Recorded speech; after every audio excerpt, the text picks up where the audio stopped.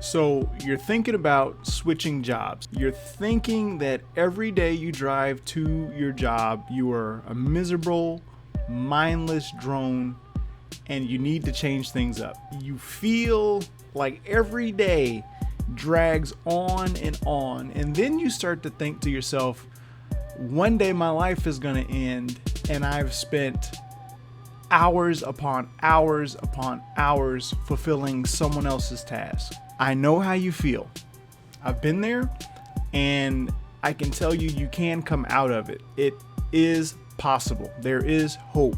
So I want to talk a little bit. I always kind of reference my career transition because, to be honest, I feel like it was one of the more developmentally important things that I did. It was one of my first conscious decisions where I literally, being scared, not being sure, decided I am going to do whatever it takes to change the way my life is going. Now, I talk a lot on this channel about, happiness and positivity and trying to press forward to something better.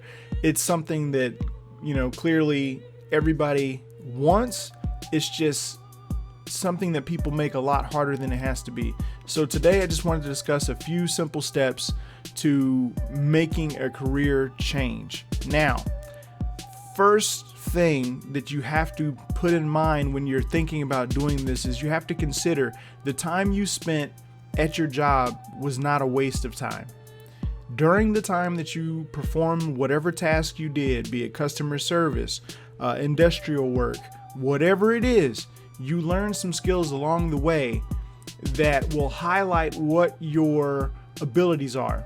Things that will show you what you're good at naturally. Things that will overall kind of advise you of where you should be leaning. So for example, for me, I worked for 13 years as an aircraft mechanic working on the equipment that services the aircraft. I did that for 13 years. I was moderate at it. I was never excellent at it. But during that time, during my experience in the Air Force doing that job, I kind of learned what my talents are. And now I'm in real estate.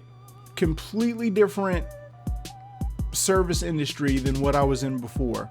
But the lessons and skills that I learned in my first career field directly advised me for how to pursue my next one. If you're wondering, how does it translate? I'll give you an example because this is going to be important for your career development. I learned that I'm really good at managing people. Now, obviously, it took me a long time to get to that point where, I was managing people, but I learned that I was really good at creating relationships, like positive relationships, mutually beneficial relationships. So one of my first inklings that I might do well in something where negotiation or deal making is involved was a tech refresh. So everybody knows that the Air Force, well, maybe not everybody knows this, but the Air Force has crappy computers.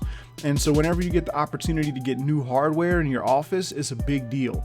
So at the time, this wasn't even my job. I was working in the back as a supply guy. So what I would do is I would order the parts that we needed to keep the machines fixed and things like that. So, I had to make sure that the tools were accounted for. I had to make sure that we had the right parts on hand. If something got low, I had to order it. Now, in that, at some point, I made friends with someone who was at the squadron who was essentially responsible for refreshing all the tech in the maintenance squadron. We weren't a priority, but I was friends with the guy. And I told him, I was like, hey, if you give us access to the computers first, I'll make your job easier, make you look good by performing the refresh myself. I'll document all the computers, all the changeovers. I'll bring you all of the old computers. Everything will be accounted for. It's your job. I'll do it. Your name will be on it. And he was like, cool. So what happens? My flight gets the first refresh for tech. And I literally walked around each station in my office changing out our hardware, and everybody was like, dude, what are you doing? That's not even your job, but thank you for the new computer. And that was like my first success in politics, interdivision politics, I guess. I also learned that, through people working under me, that I knew how to bring out the best in people. People liked the work experience working with me. So I don't work with my hands anymore, but I'm essentially doing the exact same thing that I was doing before.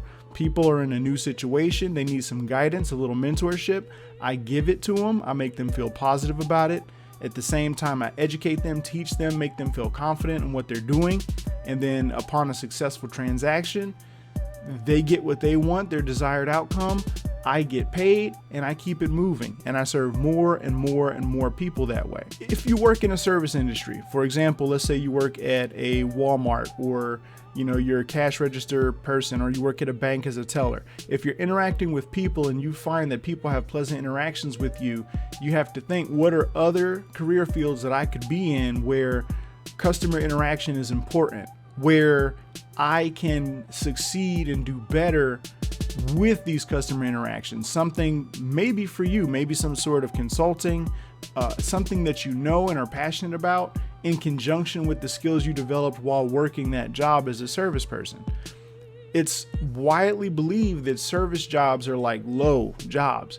But when you think about it, every job, every high-paying job is some form of service job. So even a doctor is performing a service. Yes, they went to school for a long time and, college and so on and so forth. But at the exact same time, at the end of the day, if you boil it down, they're performing a service to the public, and they are well paid for that. A lawyer, same thing. If they're good at it, they are performing a service for the public and being well paid for it. There is nothing holding you back from taking the skills and passions that you have and applying them to skills that you've learned from your work experience thus far to create a new career for yourself. There's no reason.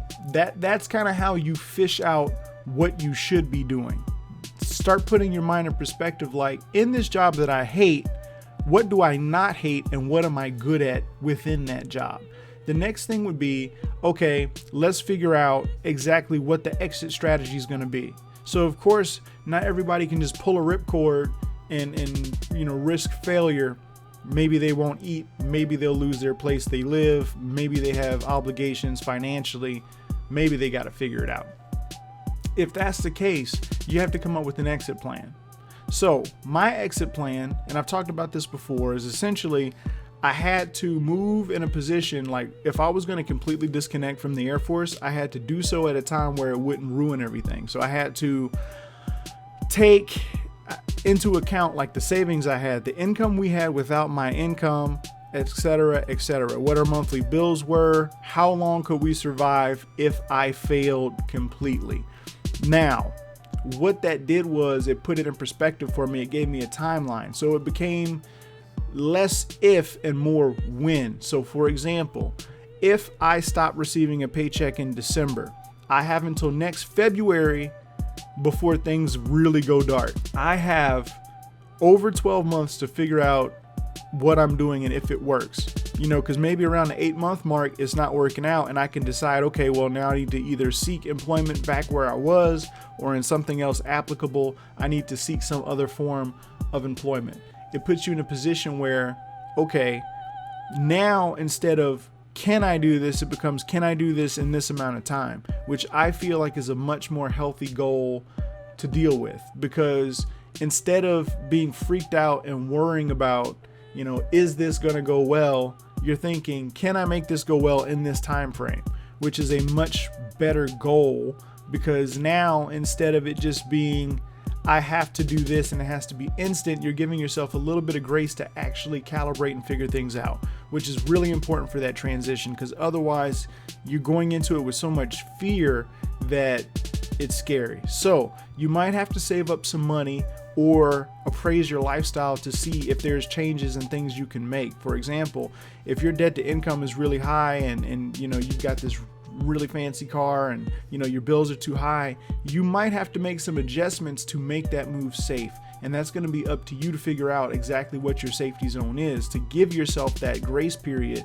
to figure things out. The next thing is whatever the job you're switching to, you have to determine what exactly you're pursuing from that career field. So for me, I was seeking time. Like, that's what I wanted. I wanted the money I was making or more, but I also wanted freedom and time.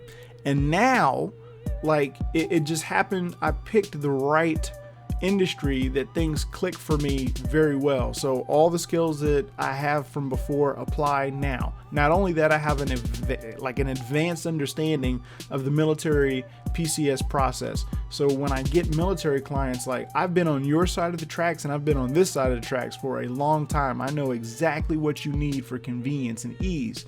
I'm constantly applying the lessons that I've learned from my previous career field to my current one.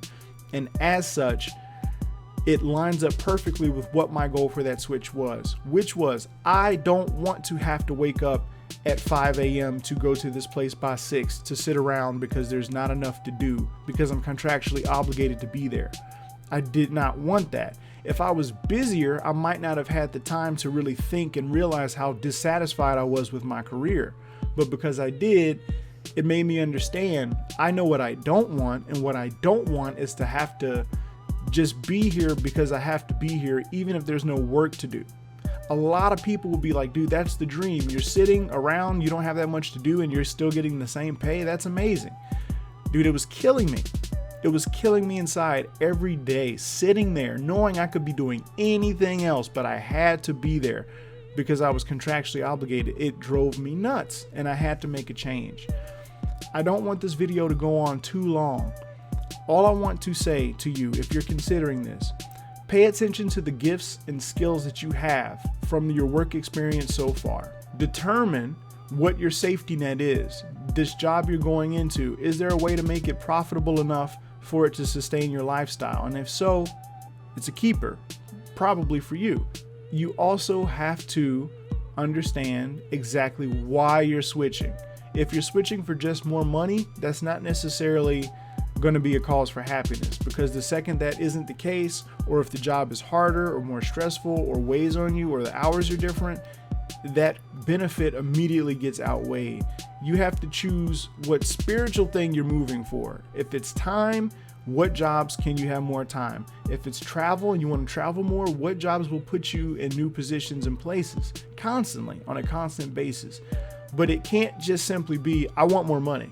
Because if that's the case, you might be able to find that with where you are now, or you might be able to incorporate something that can supplement what you do now and make that happen.